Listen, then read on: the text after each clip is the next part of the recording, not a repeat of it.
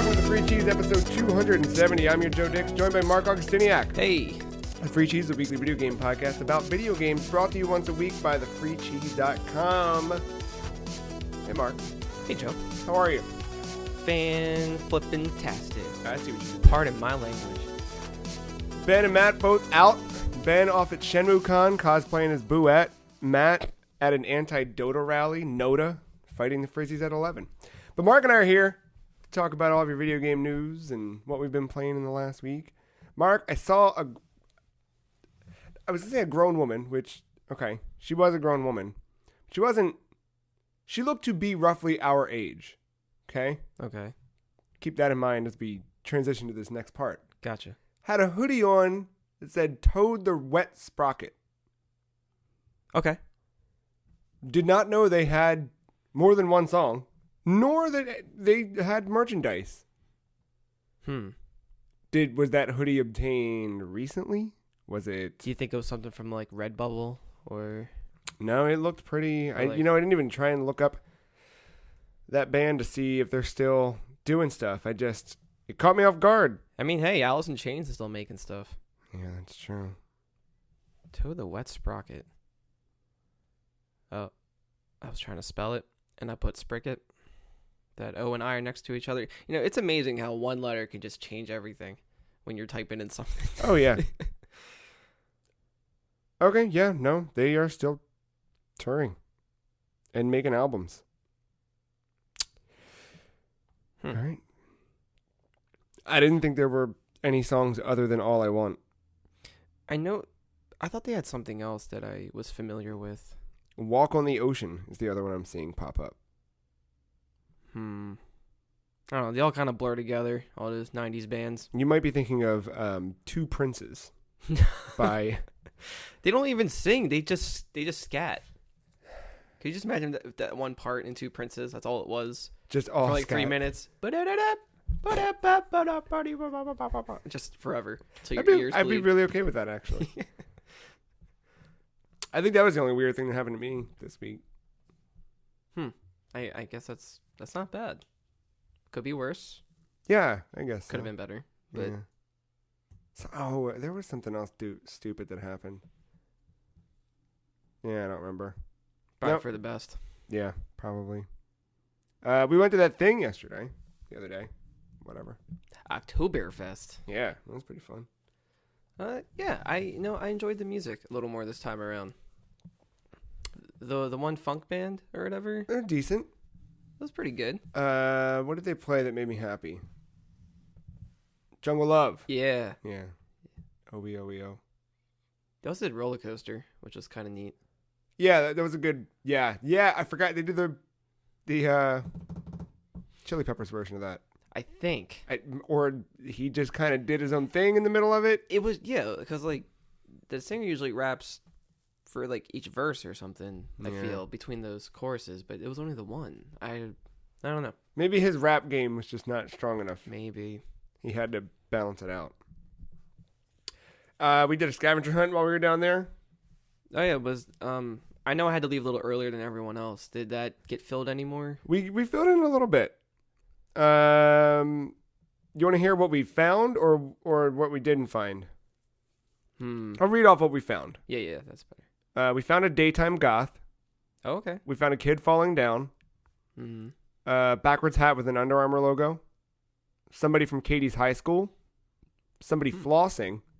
Nuh-uh. I missed that one. We did find someone dabbing, but what we had on the scavenger hunt list was 3 dabbers, and we only found one, so we couldn't check that off. Someone vaping, we found that, continually. Yeah, I mean, there's a person with a dream catcher around their neck. Yeah. Yep. You just know it's happening. It's a sign. Or a Punisher logo t-shirt.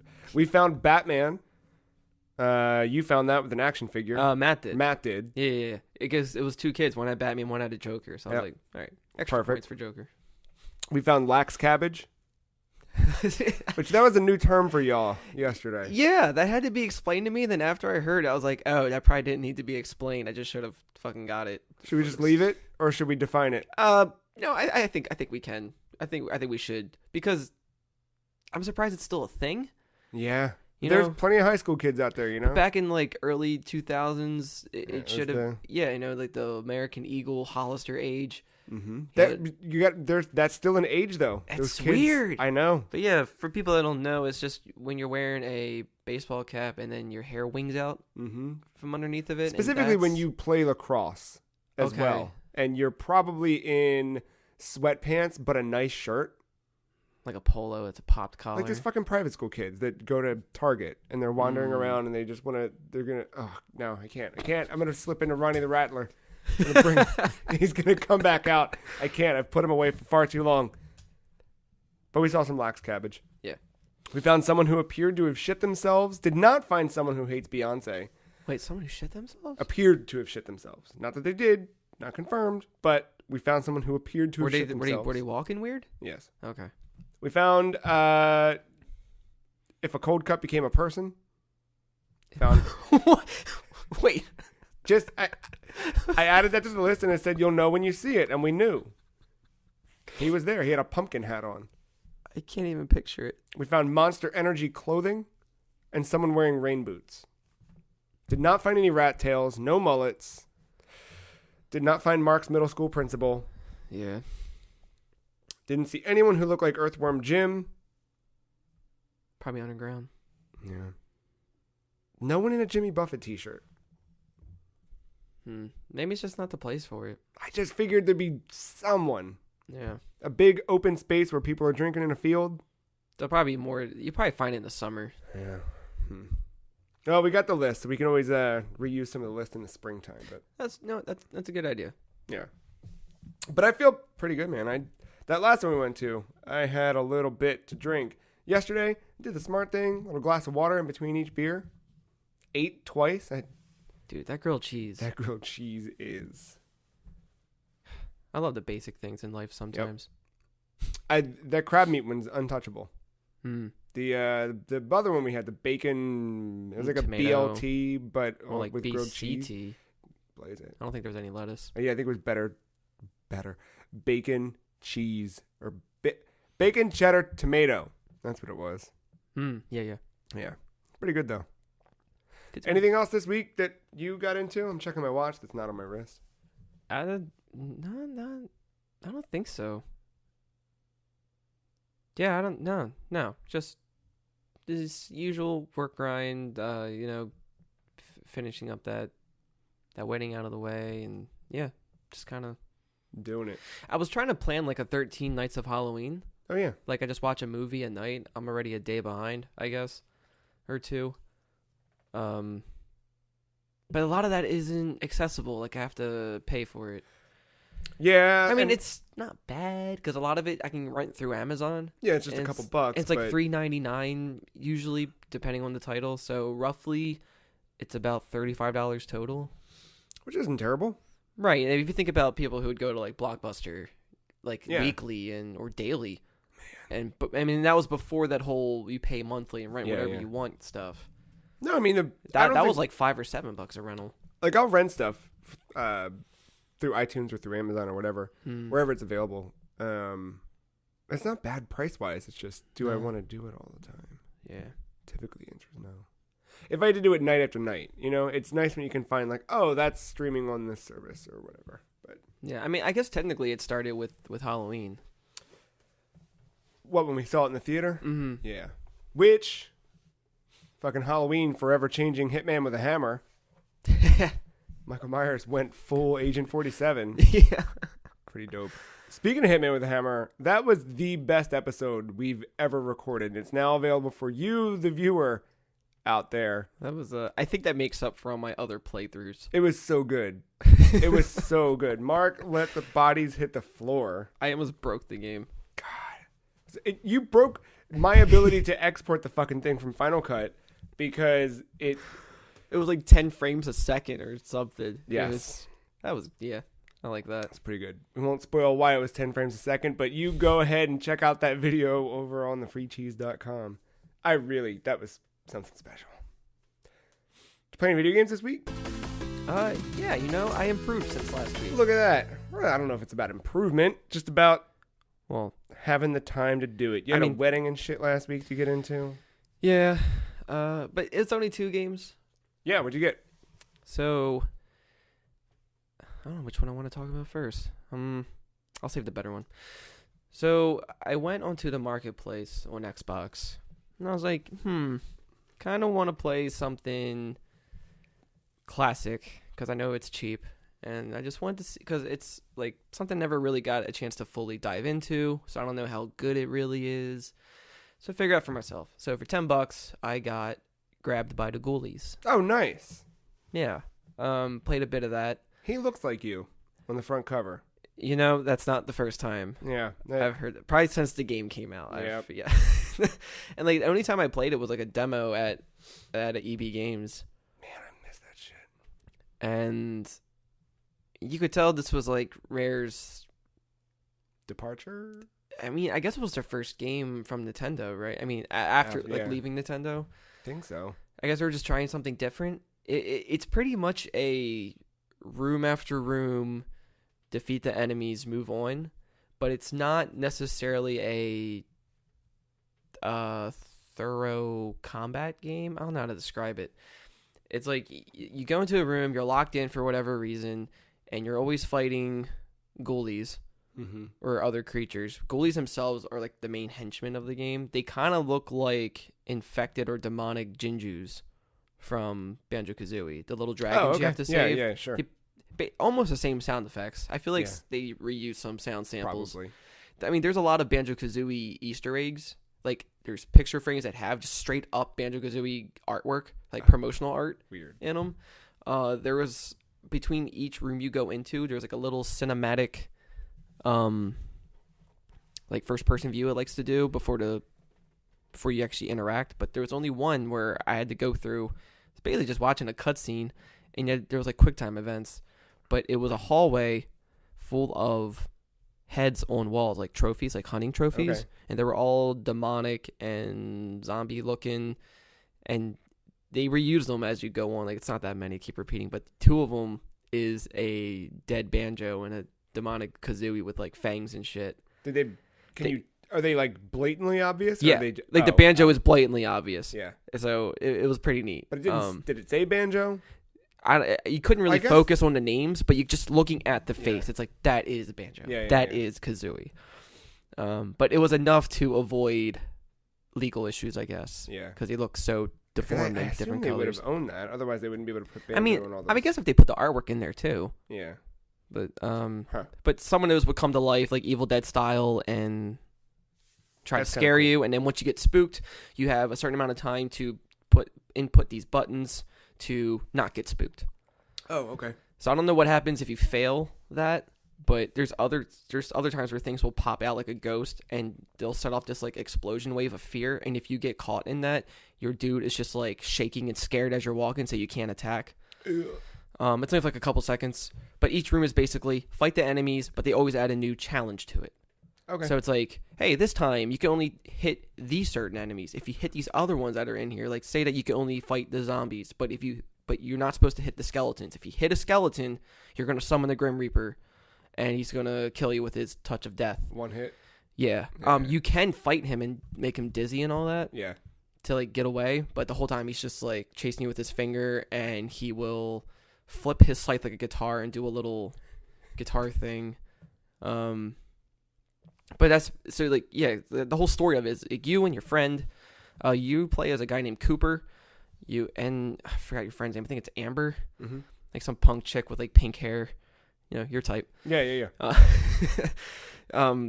You were like hiking or something. You decide to take a shortcut. The shortcut's obviously a bad way to go. She gets captured by ghoulies. You go into this mansion. She get captured by them or grabbed by them? You know what? I'm not sure. I have to look into that. Further research. Yeah. We'll have to... So yeah, it's like the first I think there's like 5 chapters in the game. I'm only on chapter 2, but chapter 1 is all about rescuing her. Chapter 2, she gets transformed into some ogre, and you have to get ingredients from this chef who can make this potion for you. You're not gonna like this chef because, she's the reason you can heal yourself in the game. Mm-hmm.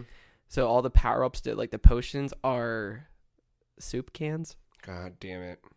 And We can't go an episode of anything without I know. Mm. Like, as soon as I saw it, I was like, fuck. Mm. I think her name is Ma Soupwell. Something like that.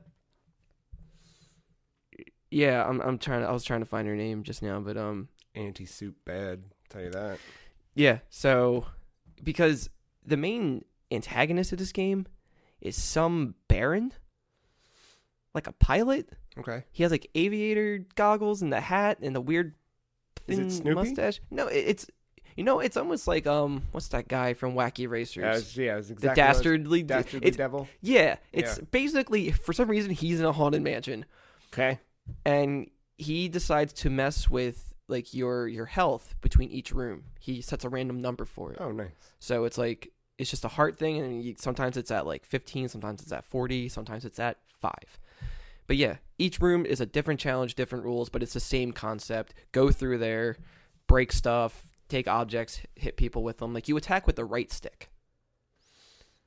So like, What? yeah, so you can do like little punch kick combos, and if they're down, you can like elbow drop them or drop kick them. How do you pull that off? Is it like You just keep flicking. you just push that it one way or way. the other? Is up a punch and down's a kick? No, it's just or whatever direction you're in. he'll Attack something? in that direction. So So it's like kind of automated depending on like the positioning of the enemy. if an enemy is dizzy, you do a more dramatic hit. Okay. But other than that, it's just a basic thing. Does it feel good? It's okay. It's not Mm. the best. I'd rather use face buttons. But the cool thing about it is that like if you're facing this way and you're fighting a skeleton like right in front of you, and somebody come up from the back, you can flick down real quick and he'll do like a back kick. That's kind of cool. So it's something different.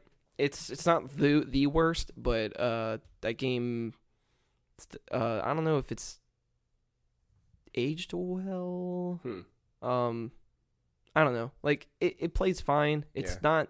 It is starting to get tough, but it's not that tough. Yeah. The premise is very simple. It's just a matter of just grinding through all that. It almost feels like a roguelike in a way, where it's like, hey, here's a room, but here's a new challenge. Hey, same room, fight people, but with this challenge. That's all it is. So Does it have achievements or is this No. okay? Because it's an Xbox game, right? Yeah. They Is it- didn't update it for anything like that. Was it part of the Rare Replay collection? It probably was. I might as well just buy that at this point. That's what I'm thinking about doing. Yeah. I've almost always, but that was one of the reasons I was going to buy an Xbox years ago. It was the year that fucking Master Chief Collection came out and Rare Replay came out, and I was like, I should get one now. It's the only way to play Battletoads arcade game, which I've never played. And I would like to play that. But I didn't want to buy the whole collection just to play that game. I've thought about it, but I'd probably play everything on there at least once. I think so, I can There's- get back in the Perfect Dark. dude. It'd be. I never got into that series. You ever played the first one. My friends ruined it for me. Why? I played a very little bit of it. My 12th birthday, Yeah. I had a birthday party at Skateland, Okay. and then we went to my house afterwards and played video games all night. As you should. Except I never got to play the video games. All my friends were playing Perfect Dark multiplayer until 3 in the fucking morning, and I was just listening on my Walkman my Beastie Boys album. What was it called? Like Nasty or something like that. It had Intergalactic on it. I don't remember the names of them, but sure. Yeah, Hello Nasty is the name. That's All what right. it is. Yeah, that's all I could do. So they took over that 64 the entire night. Nope. But the cool thing was that we all got to watch the sunrise for the first time. That was kind of cool. Yeah, so it was like 10 of us. That was pretty neat. Good trade-off, but to ruin Perfect Dark for you like that. Yeah, it wasn't even mine. Oh. Like a friend brought it over, and it was just like they were just hooked. Perfect Dark's really fucking fun. Yeah, My brother and I, that was just summers of our lives. Like, it was just never ending.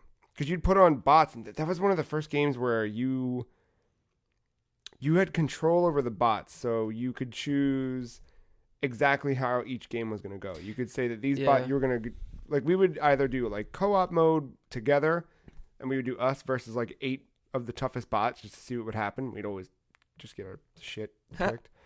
Or they had meat sims, which were just trash. yeah. Like I only played. Yeah, like I remember very little of me playing that game, and it wasn't enough to really dive into it. Yeah. But that game did teach me colors. Oh yeah, because there were there was magenta, Yep, cyan. I was like, what are these? And I was Yeah. like, oh, that's what that means. Yep. I was like, huh, that's for some reason that part always stuck out to me because I think that was the color of your teams. Yep. They Yeah. were. It wasn't just like easy, simple. Yeah. Yep. Confirmed. Grabbed by the Ghoulies is in Rare Replay. Okay. And Rare Replay includes 10,000 gamer score points. So I'm assuming, I don't have a list of the achievements in front of me, but I'm assuming that probably get some achievements. I wonder how that would work. Then I'll just stop playing the one I have now and just. But I wonder if you bought Rare Replay, if it would like. It would be cool if they sold each of those games separately from Rare Replay. They do. Not Battletoads. Some of them they sell separately, and you get. I forget. Yeah. Because like the Conquer in that is the 64 version. Right. But if you buy Conquer outside of it, it's the Xbox version. Yeah, you're right. Yeah. It's so weird. That's fun. I've always been curious about that one. There's a couple games from Rare's roster I've never. And you can see it's weird because like they always seem to like pirate stuff, and you can see how that might have been leading to. See, it might have something about it might have led to that. I don't know. It was even in Banjo. Have you jumped into Sea of Thieves at all recently? No, I haven't even experienced that update yet. Yeah. I don't think I've played since that Shrouded Isle or whatever. Yeah. And then all like the new cargo stuff. But no, I haven't. So yeah, I mean that was cool. It's fine. I don't know if I want to continue it or not. I kind of like the cartoony, spooky games. Like they're not scary at all, but I just like that, like childlike. Yeah, I agree. That's why I wanted to jump back Kinda into Luigi's Mansion, which I'm thinking about more now after this. Yeah, but like even like Costume Quest, like love that. Yeah. That probably hits it the best. For me, the other game that I've been playing is Lara Croft Go. Oh. I started that. I only played like the first level or so. Where are you playing that at? On your phone? Is it available for anything else? They brought it. Yes. I think all those games ended up on major consoles. Damn it. I know it came to Vita, and I feel like there was a PS4 version as well. Wait, I bought like the triple pack for $5. The one with Hitman and Deus Ex. Yeah. I've only played a little bit of the Hitman one. I think the Hitman one's supposed to be the best one. No, okay. No, Lara Croft is by far the best one. It looks like they put the most time into that one. Yeah. Like Hitman is it's like all of them. The Go games, for people that don't know, Square released these games, and they all have like a minimal board game type aesthetic to it.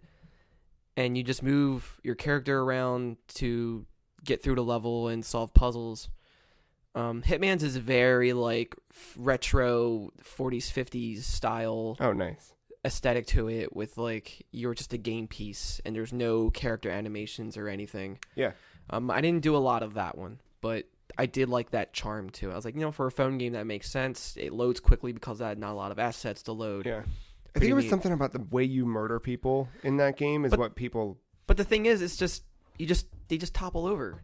Maybe it gets more complex as you go. I remember just people really liked that one. I don't know why. But. See, I heard the same about Lara Croft. Like, that one is the best one.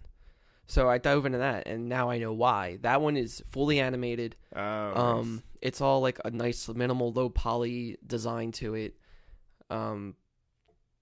Yeah, like the environments, like you find treasures throughout it and complete the treasures. Once you complete all the relics, you unlock different costumes. There are enemies where it's like, it's not really a combat-centric game, but if you come across enemies like snakes or spiders or like salamander mutants or whatever, as long as they're not facing you head on, you can, from the sides or the back, come at them with your pistols, and like that's it. You just kind of like a roll shoot thing, or you can get a spear and chuck it across the room at them right in the face.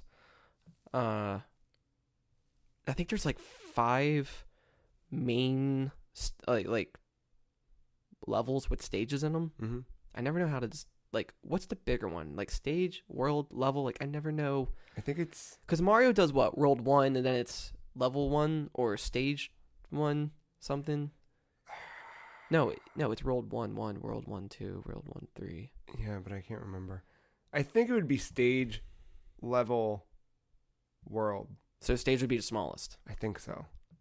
Okay. But I feel like games have fucked that up. Well, for the sake of this, we'll go Stage. We'll go with that. Because I think if I'm going by Castlevania rules, I'm pretty sure it would be, stage, level, world, maybe. Anyway. Well, for this, let's say that there are 5 levels, and within those is about 7 to 10 stages. Okay, cool. And throughout that, it's very easy. It eases you into all the different variables that come into solving these puzzles, because how everything moves is still board game like. So if an enemy is chasing you, it will always be one step behind you as long as you're moving away from it, and it will follow your path.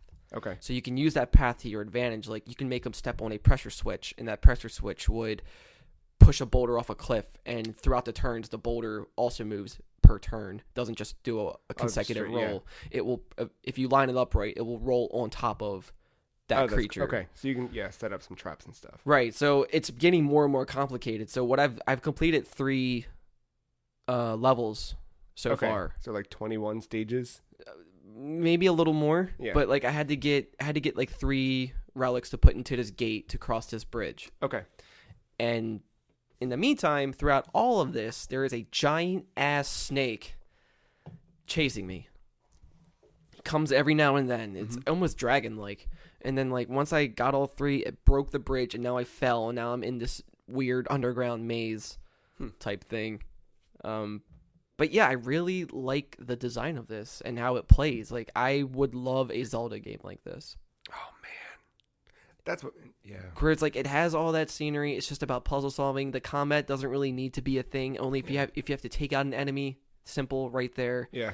I'm fine without it being like an action thing. Like it, I like the whole turn by turn thing. Can you imagine if that's what Nintendo did with it? Like if they did it for like a mobile game or something. Yeah, I don't know. Like I'm not sure how long I would want the game to be. Yeah. But I definitely like, because that's all I'm getting from this was like, this is it's so Zelda like for me. Yeah. That I love it. It's like an isometric view. Puzzle solving. Yeah. Yeah. Yeah. I don't know. It works. So I've been really hooked on that. I kind of want to go back to that. I never got past like the opening of it. Oh yeah, it's like stupid simple. Yeah. In the beginning, but the cool thing is that you can always start over whenever you want.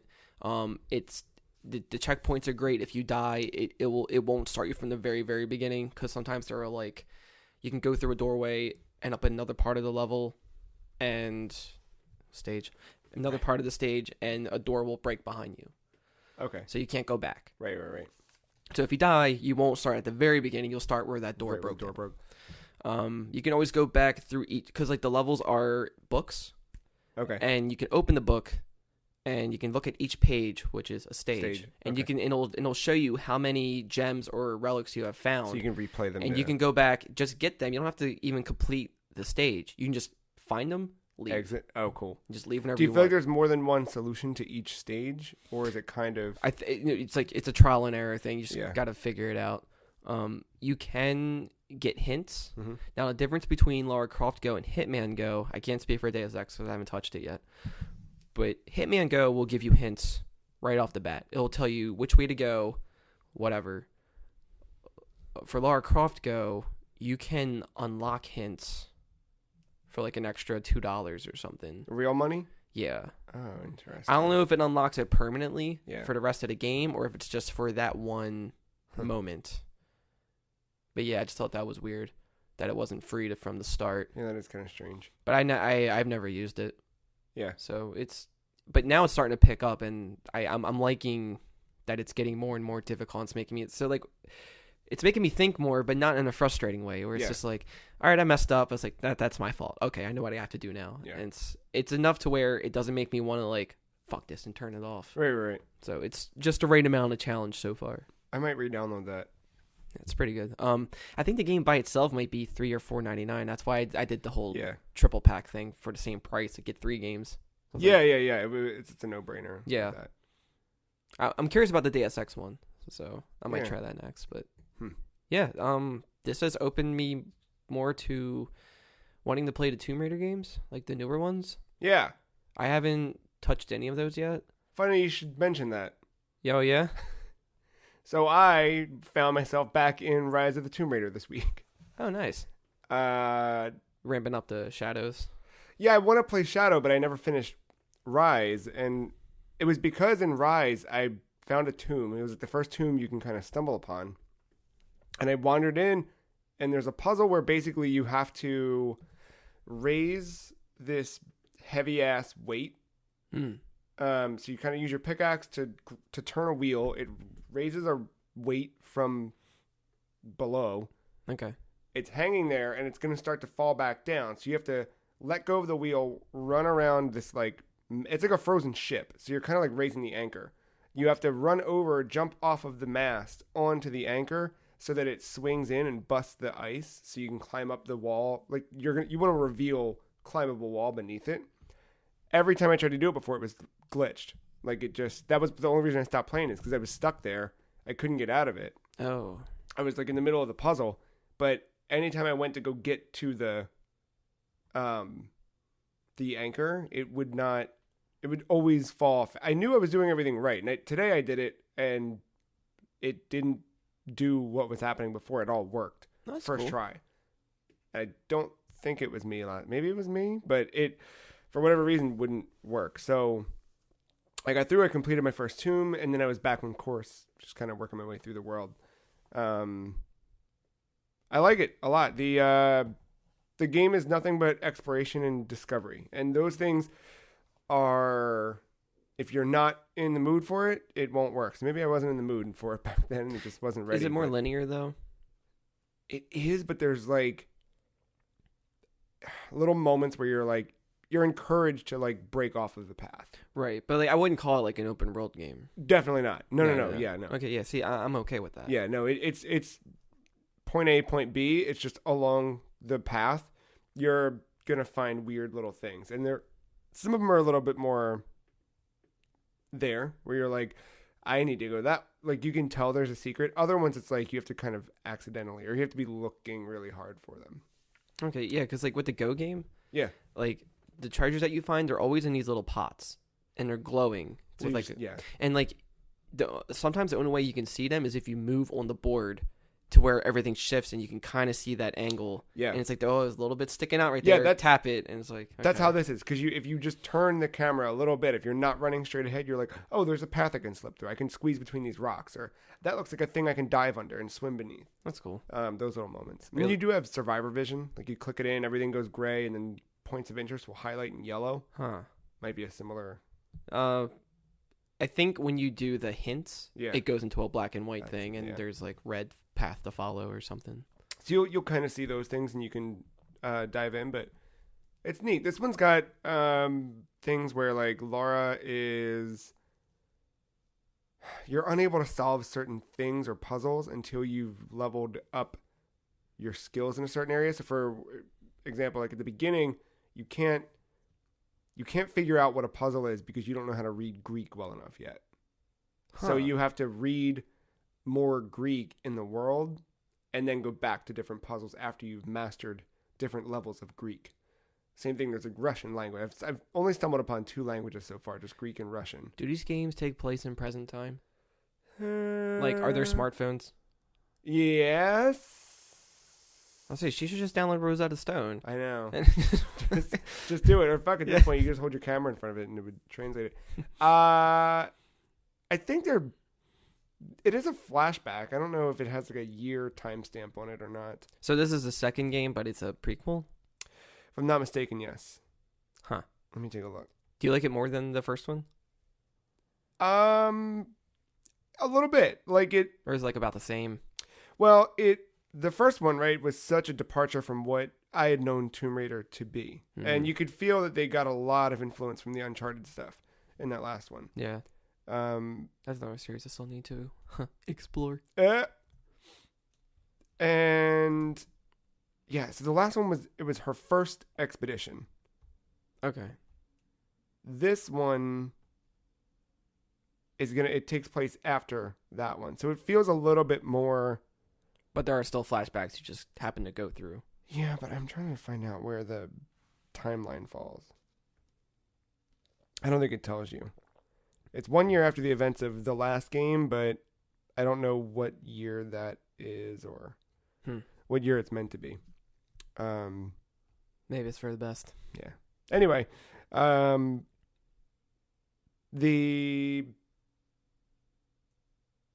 game itself, it just does more of what that first one did, but I do like the setting a little bit better.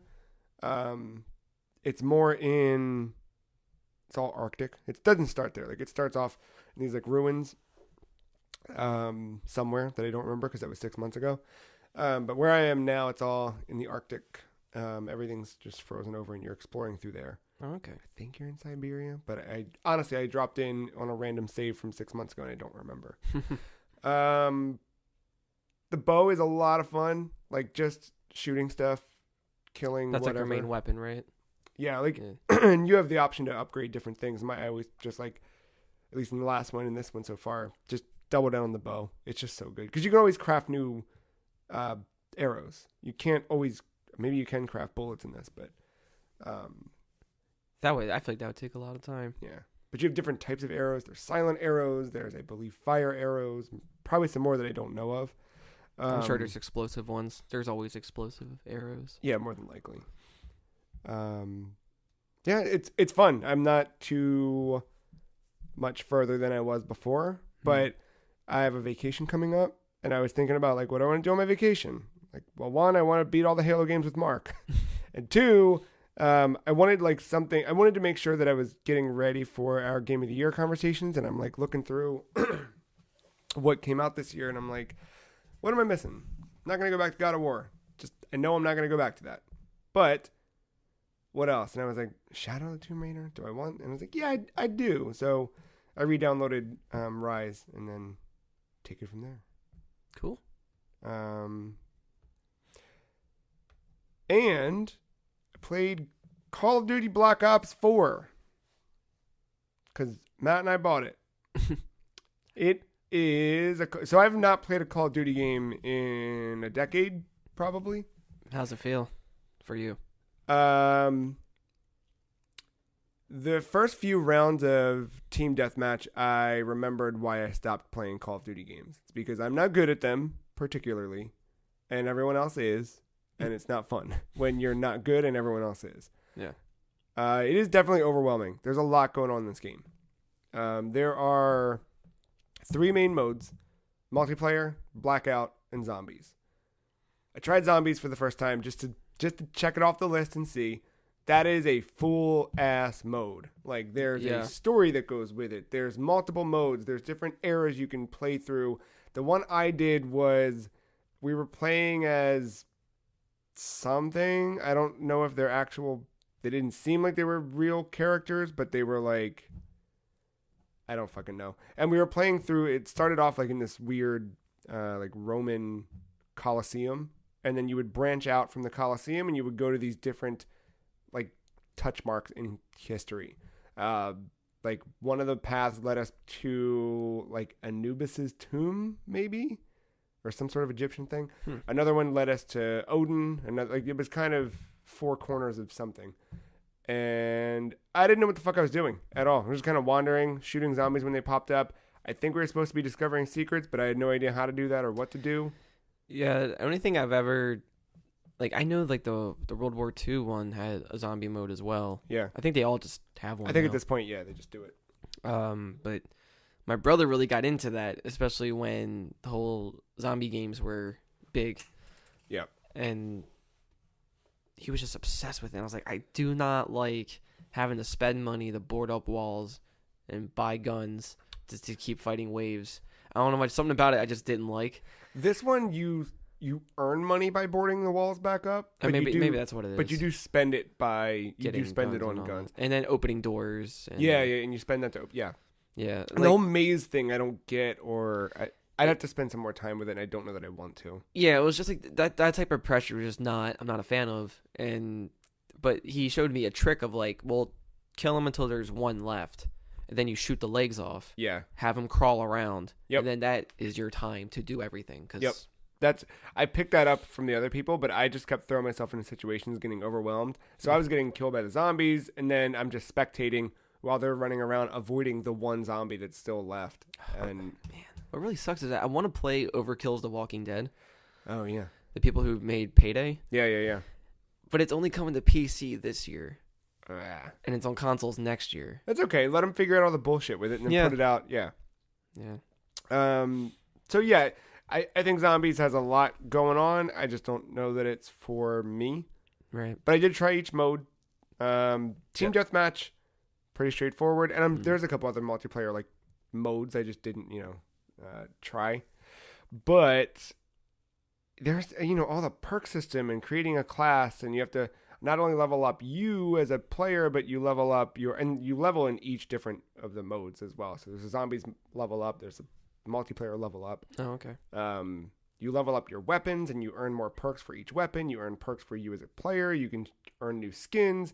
There's also there's basically the equivalent of like the battle pass thing happening. So you've got a regular one for their current event, and then there's a sub event for Halloween where you're getting Halloween themed things. Okay.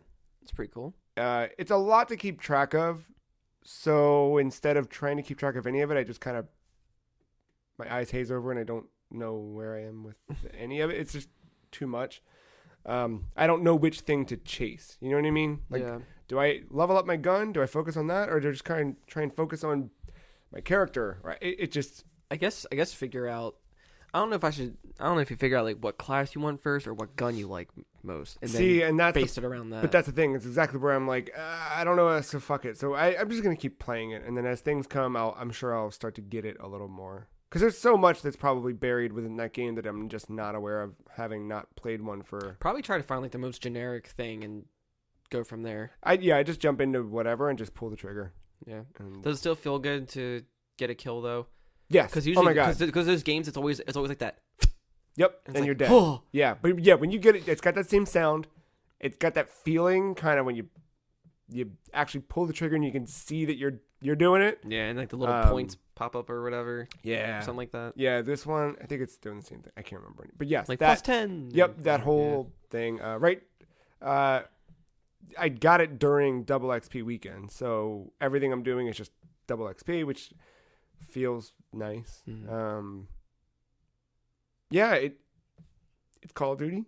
If you played a Call of Duty, it still feels like that. But they've definitely, since I've played, I can't compare it to last year, but since I've played, the last one I thought I played was Modern Warfare 2. When Matt and I were talking about it the other day,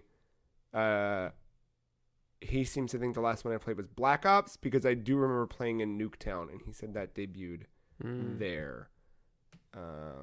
Well, a good way to figure out all these guns too is to usually play the campaign. So how's that? The campaign's been really not there. Oh, yeah. Damn. Yeah, that part I was kind of like, not that I ever like loved the campaigns in a Call of Duty. Yeah. But for example, the last time I tried one of these big ass like multiplayer shooters, it's like the last time I kind of like broke form for me was Titanfall 2 when I dicked around with that earlier this year or late last year. That's a pretty good campaign. And yeah, like I started off like with the campaign, and then it felt natural to flow into multiplayer a little bit. Still overwhelming because it was like, whoa, these people are wow. But yeah. And then the blackout mode feels like the third map from PUBG. Okay, the jungle or whatever. Yeah, like it. Blackout just feels like that, but everything feels heavier in a good way. Like you feel like you're in it. Like you feel that budget. Like yeah. Like PUBG for me always felt like I was kind of floating through the world. You know what I mean? Like my character didn't feel like anything. Okay. Like I was there, but I don't know. Is it like the animations, the frame rate, all of the above? And just, the way like the character carries itself. Mm-hmm. Playing PUBG feels like I have vibration turned off on the controller, where Call of Duty feels like it's ramped up. Okay. Like, do you feel like a little pulse with each step you take? Kind of that. Like you feel like you're playing the game. And I don't even know if it is the vibration of the controller or if it's just something in the way that like the character carries itself. yeah, I feel good about playing Blackout. Like, it's what it tells me is, I think what Ben said last week, it's just that now this is another thing that every game has to have. Yeah. It's got to be one of the modes, which I'm kind of okay with. I like that we've got this like new thing. Because it'll be nice when that happens and we can get away from it being this like flagship part of someone's fucking game title. Right. Yeah, for sure. Every store you open now, that seems like there's a battle royale after every fucking game. Yeah. If it can just be rolled into, and we had that before too. You know, when team deathmatch became a big thing or whatever. Honestly, in the end of it though, it made me want to just go play Destiny again. Or Interesting. Halo. Like I feel like I enjoyed the weapon variety in Destiny better than this. Like, yeah, I don't know. I mean, I guess that kind of makes sense. There's way more variety in Destiny, right? Like, it's random. It's almost like a Borderlands type idea. It's that, and I feel like I have more control over my character in Destiny. You know, like I'm shaping what my character is. This is just. I mean, they definitely minimized it. You have like 3 classes, and then you choose how you want that class to be. Yeah. And it doesn't matter technically what weapons you use, but you can work those to you. I think the same thing here, right? Like I'm sure some of the people I'm killing are, you know, they've spent hours playing this game and they have these souped up weapons, but yeah, I don't know. I don't feel attached to it, and I played fucking a couple hours. Like it's nowhere near it. Where Destiny, you know, I carry my character through a campaign and then I take it online for whatever. Well, yeah, so there is going to be a clear. It's like a pseudo MMO, so it's going to be way more character invested, right? Rather than. And I get that part. It's just like this. I don't feel connected to the multiplayer. Like I don't care. Like, I'm having fun, but yeah. I mean, it's kind of. I guess it's hard, and it's also really complicated too. If you think about like all the perk system, and I kept not knowing. Oh, my favorite is when everybody has the martyr perk. Which one's that? When you die, you drop grenades. Oh, fun! Yeah. So you take them with you. That's one of the shitty parts in this game. Is like you're running through and you just fucking explode, and you're like, "What? Oh, got it. Tripwire. Didn't see that there. Now I'm dead again." Yeah. My problem with those games is it takes me forever to learn a map. Yeah. And that's part of my problem. And yeah, I reload at the most inconvenient times. Yes. Yeah. And I'm learning that a little bit. I'm sure with time I'll get there, but you know, I don't know. I was just intrigued. It's definitely been something that conversationally has come up a lot. Also, I haven't touched one in forever. So I wanted to know that like AAA feeling again. Like, what does it feel like to play that? Mm-hmm. So my curiosity. What about Battlefield? You gonna try that? No, never cared for Battle. Like I never tried. I mean, maybe I will. Right? Like I say no now, but if maybe. When does that one take place? I assume it was World War II. I think so. Yeah. Yeah, we'll see. Cool. Yeah. And then also this weekend, Splatoon 2's Splatoween event is happening. Yeah. You know, I couldn't get the mask because you need online. Man. I logged in and everything, and I was like, oh. Yeah. Damn it. Yeah.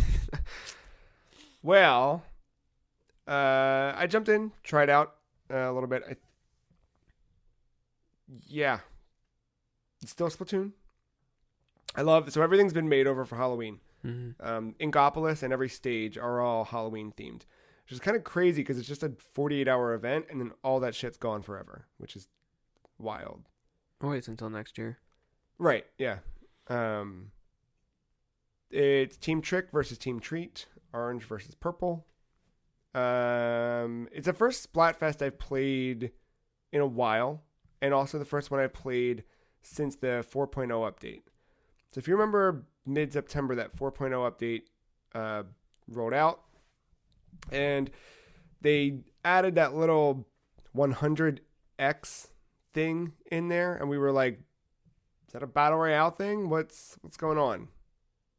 So then I started seeing, as I'm playing this, and you're like queuing into a match, it'll say that Team so-and-so, consisting of, and it'll list the players' names, have just completed a 100X battle. You have all that stuff. You're like, what is this? Is this a battle royale? How do I get into this? And Splatfest now is split up into 2 different types of Splatfest battles. So remember, you could always just kind of jump in and play Splatfest, or you could play with your friends, and then you would queue in. Mm-hmm. You still have those, but now you have a Splatfest Pro, where as you play through Pro, you earn clout. So every win that you get is going to combine the wins that you have with, or the win score with the ink, total turf inked, and something else. And it's going to take all those things and factor it into your clout. And then all that clout goes into the final Splatfest results. Okay. The 100X mode is just a regular turf war, but your score is times 100. Or there's a rare chance that you may get a times 10 mode. Okay. Yeah. Not Splatfest. I mean, not Battle Royale type mode. Yeah. In any way. No. Which kind of sucks. Yeah, 'cause you were looking forward to that. You were, because it was so rare, and I was like, in my head, I was like, okay, I get how this works. It's rare because if they rolled it out as a mode, they might not be ready to scale up that way. But if they do it as a random thing where there's like a 0.5% chance that someone's going to get into it, then they could test it a little bit easier. And by the time we hit Splatoon 3, they can roll it out as a feature, right? Like, hey, remember that? And I could already see how they did it, right? Like, you have the lab research where it's like, oh, we've been doing some research and we found that on very rare occasions, blah, blah, blah. And now with Inkopolis 3, we're able to fast travel, right? I could see all of the lore being written for it. And it just, nope, just your score times 100. Wow. So, yeah. But Splatoon's still fun. The core gameplay is still... I enjoyed playing it. I didn't get bored of it at all. And I scanned my amiibo, the Pearl and Merino ones, because they have special Halloween colors right now. So I made sure to take a picture with them. Oh. Because that was important. That's cool. Yeah. Huh. Yeah. Forza Horizon 4 I played a little bit of this week. Checked out what spring felt like. Actually, we have a video of Forza going up on the site this week. And Quake and Overwatch. I put them both together because I wanted to play Quake after playing so much Overwatch. I opened it up. I opened some loot boxes. I wanted to try Slipgate because there's a thing right now. It's a new game mode called Slipgate. It's like a community event running. I sat trying to queue up for 5 minutes and couldn't find a match. So I bailed and played a round of Overwatch and then realized that I don't like playing Overwatch by myself. Oh, yeah, it's not, I don't know. Yeah, so I was having fun playing that, and I still did have fun. It was just kind of like, yeah, I don't know if I'm really in it for the grind. It's a very conflicting game. Yeah. And I wish Quake would take off in a way that... And then ultimately, I think I'm ready for Diablo. Oh yeah? I think. Which, I think I'm gonna try it on PC just to like get going, and then see if I want to go all the way with it or just wait for the Switch version. Because Switch version's like 2 weeks away at this point. Yeah, and that would come with everything. Yeah. Which I think I might do. I don't know. I'm not sure. But yeah, that was my week playing stuff. This week, I don't know. Do you want to take a break or you want to jump into news? I mean, I'm fine with just jumping right in. I'm down with just jumping in too. We got some news to talk about this week in the world of video games. Rockstar working 100-hour work weeks on Red Dead Redemption 2. Oh, right. There's a whole thing about this. Yeah. More and more, like, now that employees are able to talk about it. Right. I forgot what they were saying. I don't think it was everyone. I think it was just specifically like the more veteran devs, but I think it was, I don't know if it was like the writers. Yeah. Or something. So basically was it Sam or Dan? Dan Hauser said the team has been working 100-hour weeks. Later adding that compared to previous Rockstar projects, this was the hardest. Dan claims the game is 65 hours long. Just the main campaign? Just the main campaign, which is crazy.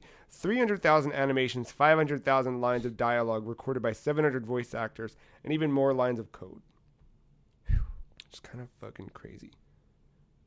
There was one thing I heard about, like animations. Like, apparently that's like one of the bigger parts of this game is how aware your character is of its environment. It's not just, hey, here's code A and code B, and then this animation happens. Yeah. It's like you go into town and you have 2 weapons, and you got to put them on your horse to show that you're not a hostile threat. So there's the left side is probably like a pistol or something. Right side is typically your rifle or bow, but if you're on the left side of the horse, he will actually reach over to the right side of the horse from the left side and shove in the bow and arrows into that thing. Like it's not just a blip, disappears. That's pretty good detail. It's like stuff they didn't need to do because video game logic, you just kind of ignore that stuff, but they really focus in on those little tidbits. To follow up, because in the wake of saying we were working 100-hour weeks, social media started pointing the conversation toward the idea of crunch time in video game development, a topic that's come up a lot in the last few years. As I think the world becomes more connected and people are talking more openly about things, the idea behind crunch came out to the public, and then you think about what that does, and is everyone being paid the way they should be paid? I know recently with the whole Telltale thing, someone talked about, someone basically tweeted, fuck crunch, don't ever work unreported hours, because even after all of that, look what fucking happened. It's not to say that it don't happen everywhere, but yeah. It definitely seems like more lately, clearly it's not the most beneficial thing. Sure. When it comes to developing a game, that it's usually focused as a hindrance to the game, because it's like what this game could have been given more time, right? But at the same time, you have to look at all of our games in the past. It's always been a crunch time thing, and yet we still love them for what they are. We don't know if they could have been worse or better with more time. Yeah. But like Mario 64 or something, no, like I don't know how much time they were given. I don't know if that was really rushed or not. I don't know if they had the right amount of time. Right. We don't know, but I assume a lot of games like that back then. I don't know if it was worse or better compared to now, especially in the age of updates and patches. Yeah. Like, does crunch time really matter if we have that ability to fix a game now whenever we want, even post release? Yeah. It's like, why even have the crunch time then? I guess just to get it to where it is. Yeah. But yeah. Sam Hauser followed up because the conversation started. He talked specifically about how it's, senior members of the group who he was just talking about the writing team, including himself and 1, 2, 3 others. He said that the specific group felt it had to work those long hours to get everything finished, but we obviously don't expect anyone else to work this way. Across the whole company, we have some senior people who work very hard purely because they're passionate about a project or their particular work, and we believe that passion shows in the games we release, but that additional effort is a choice, and we don't ask or expect anyone to work anything like this. He had a full statement that kind of went more into detail, and he specifically said that it was 3 weeks of intense work when everything wrapped up. 3 weeks, not years. We've all worked together for at least 12 years now, and we feel that we need this to get everything finished. I guess it's another thing I think that's a part a lot of us don't factor in, is that maybe people just really love their fucking job. Right. It's their life. Like, they want to put themselves into it as much as they can. For sure. Shenmue HD. Oh yeah, this is weird. Yeah, so apparently Sega who found this? Digital Foundry? I forget. Well, Shenmue, or rather Sega, intended on making a Shenmue HD remake.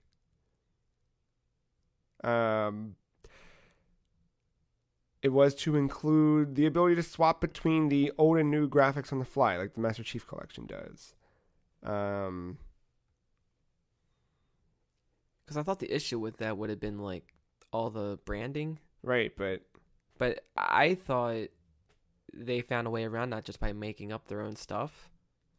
And I didn't know if that was already included in this HD remake, if they had already done it or not.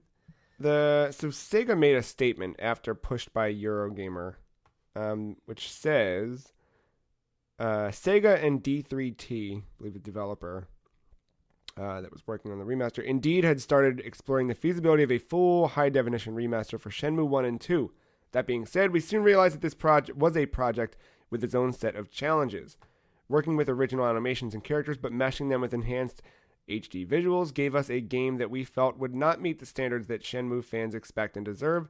Rather than going ahead with a release that may disappoint fans, we chose to focus on bringing the classic game to PC and modern consoles so that new players could experience Shenmue's original charm.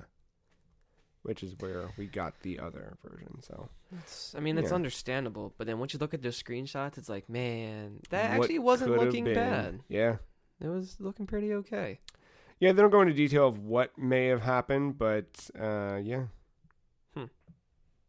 Maybe after 3 comes out, whenever, maybe they might explore that path again. Yeah.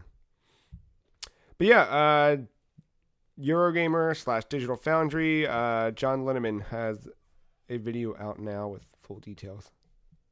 Pretty cool. A ratings board suggests that Corpse Party Blood Drive is coming to Switch. You ever play Corpse Party? Why does that sound familiar? I don't know what that is.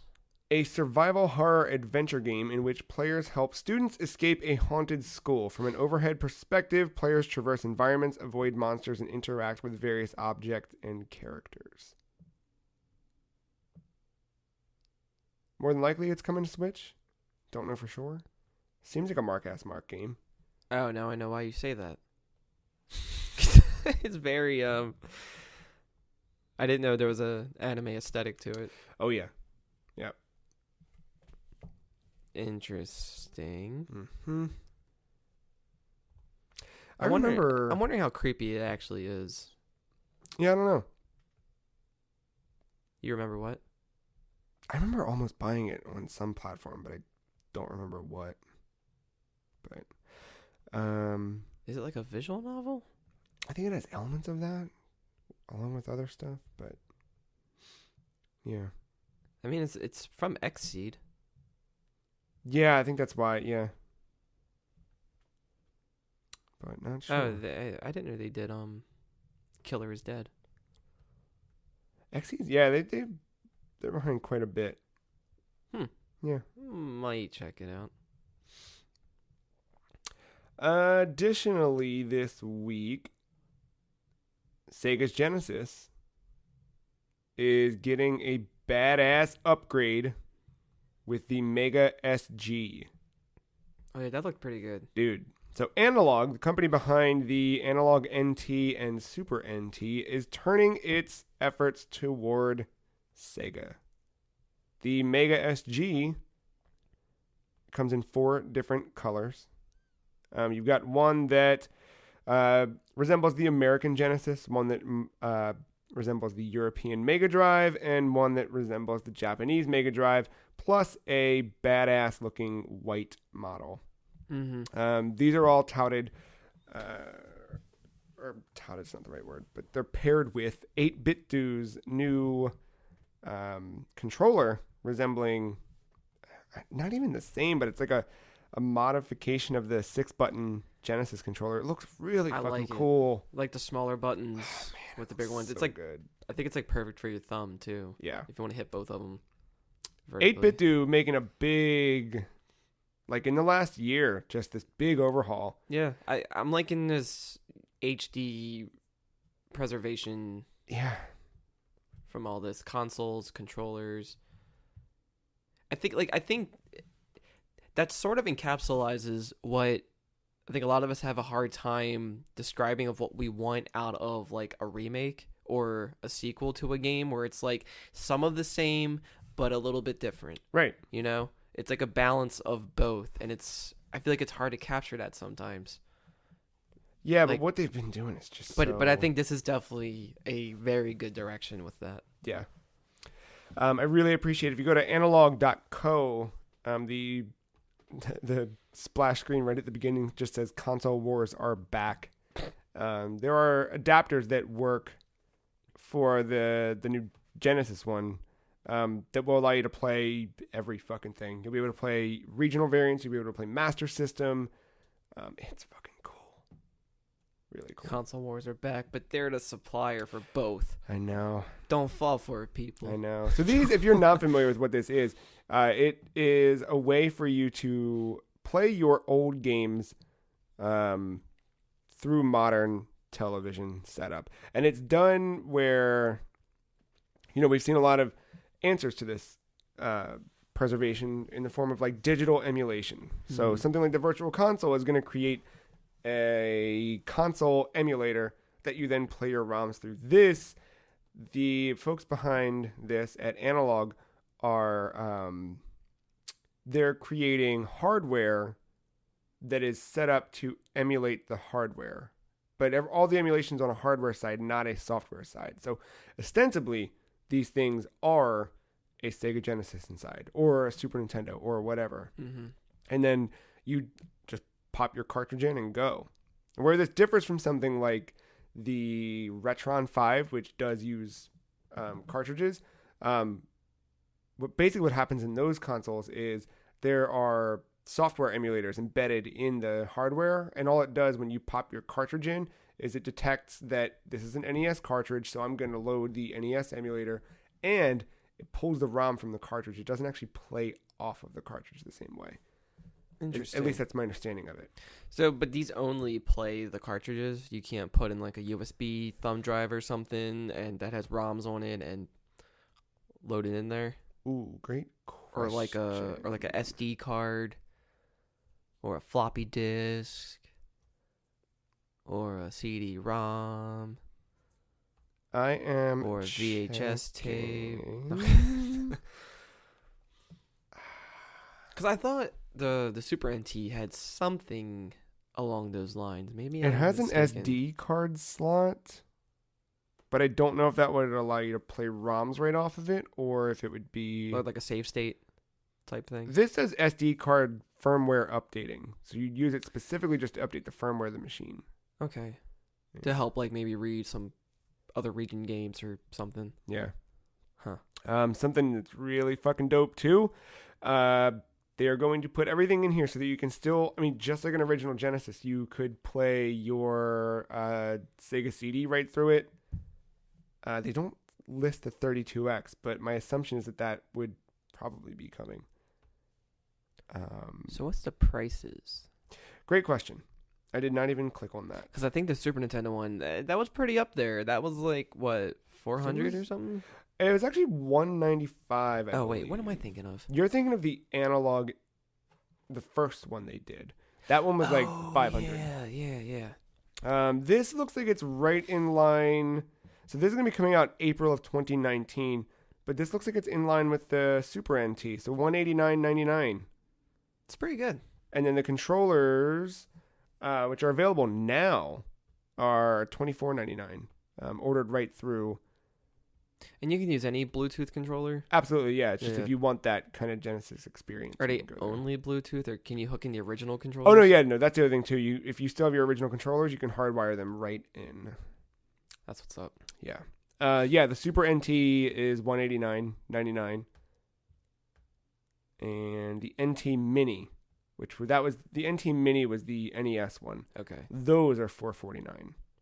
You think they would maybe rebrand that or reproduce it? And I wonder if they'll get there with that, because they've made these other ones pretty affordable, right? Like, $200 is still unless the Super NT can play the NES games too, but I doubt that. It can't. I know it can't. Unless they've added a converter. Yeah, they can't.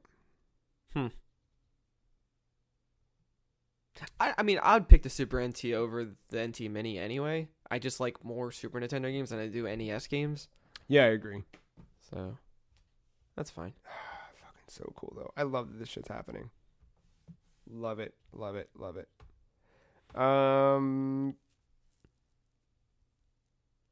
Days Gone is delayed. Again. Not surprised. No. I guess I'm sorry, Ben. I don't know if any of us were really... I'm slightly curious. I'm not like I'm excited. curious to see how it turns out just because of where it's been, but... I think because I still like zombie games. Sure. I wouldn't say I'm like as into it as I was back then, but there's a few that still stick out to me. Like, of course, like Resident Evil will never die to me. Right. But yeah, I'm curious to see how this one plays that genre, like how it handles it. Like, I know we've seen a little bit of gameplay here and there, but yeah, we don't know much about. I want to know the more in-depth stuff with it that they don't show. The game originally set to come out this year, first delayed till February 22nd, alongside Anthem and Crackdown 3 and probably every other game coming out next year. Now moved back till April 26th, 2019. I can see it getting delayed again. I mean, Ben hasn't made a game since Uncharted Golden Abyss, the launch title for Vita, which was technically done in December of 2011 because it launched in Japan on the Japanese Vita launch. So I don't know. There's a report on IGN I found interesting to read this week. By IGN's Andrew Goldfarb, Pokemon Let's Go is a relaxing, approachable adventure by design. In this article, IGN got a chance to go hands-on with the game and play a little bit into its campaign. And basically, the game is not intense. So, I mean, I never thought it would be. Yeah, I didn't either, but just like hearing how passive it is while still being a Pokemon game. So remember, this is all rooted in Pokemon Yellow.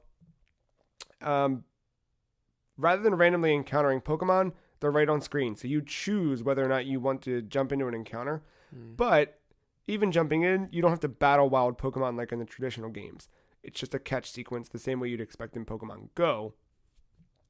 So the only thing that offers you any harm to your party is trainer battles.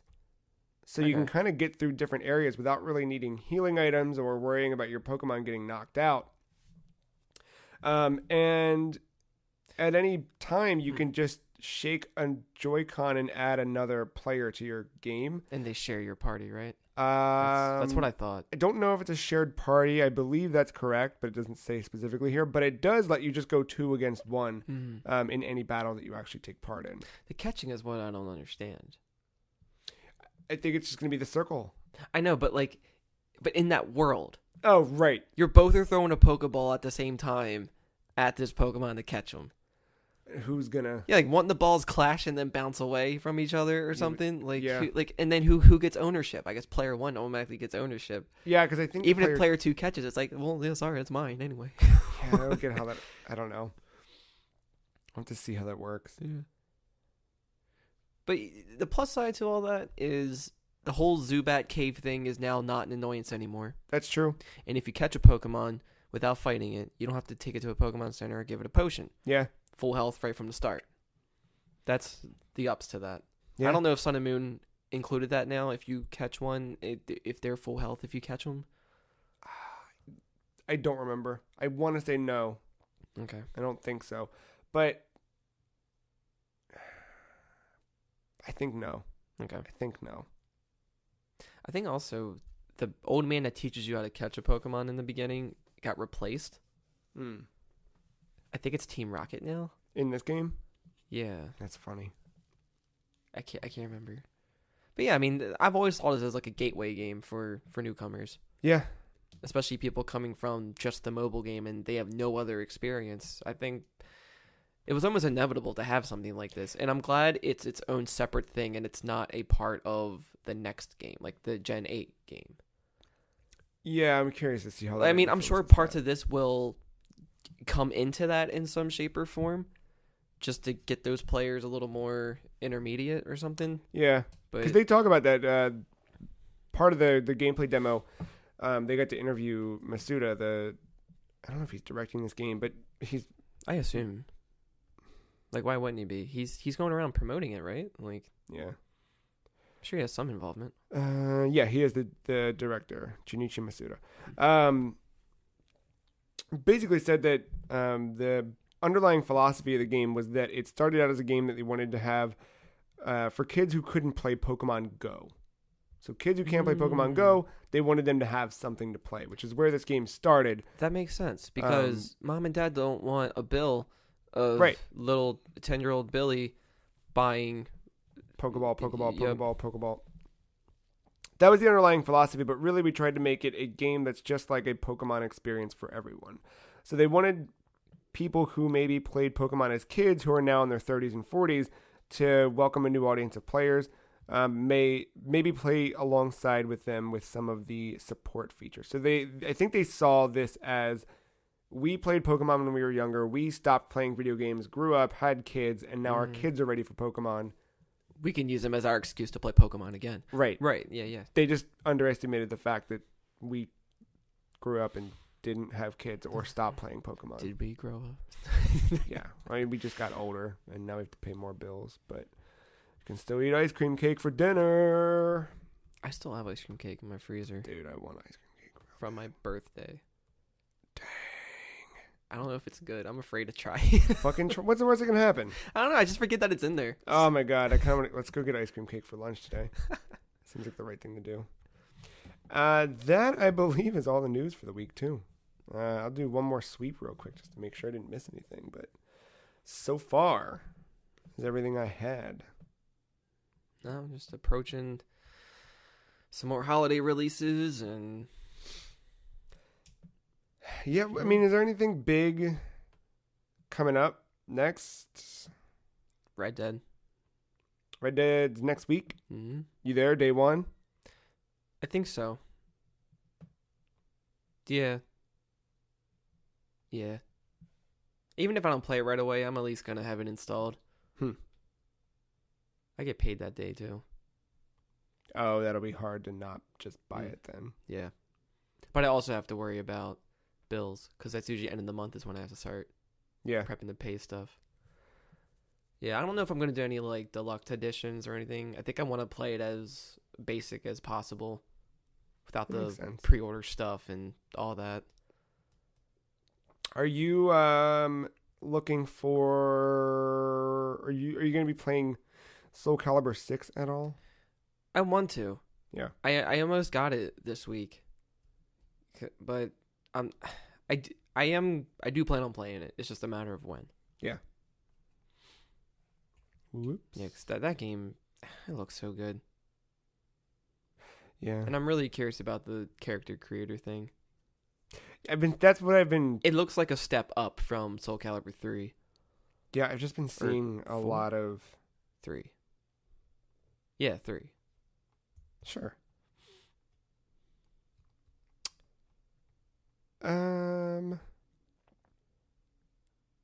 There was something new added to the Nintendo newsletter that gets sent out each month.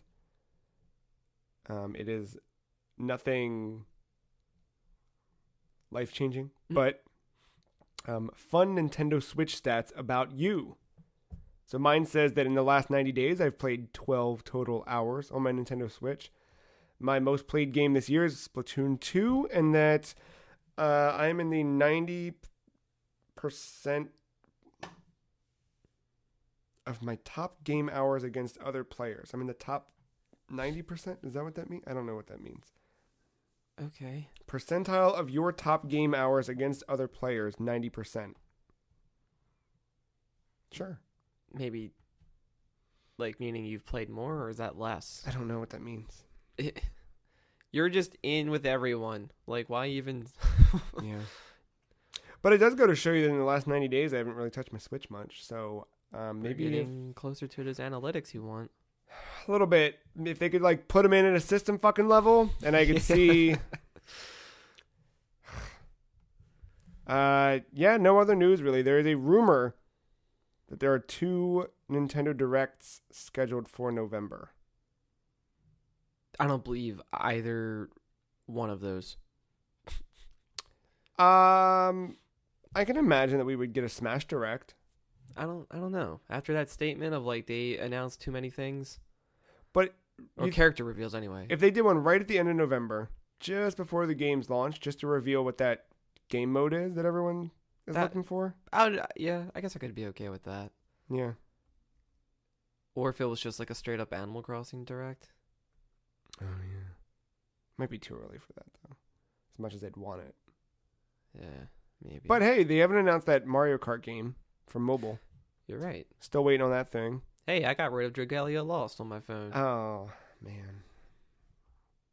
That would have been better as a Switch game. Yeah, see, that sucks.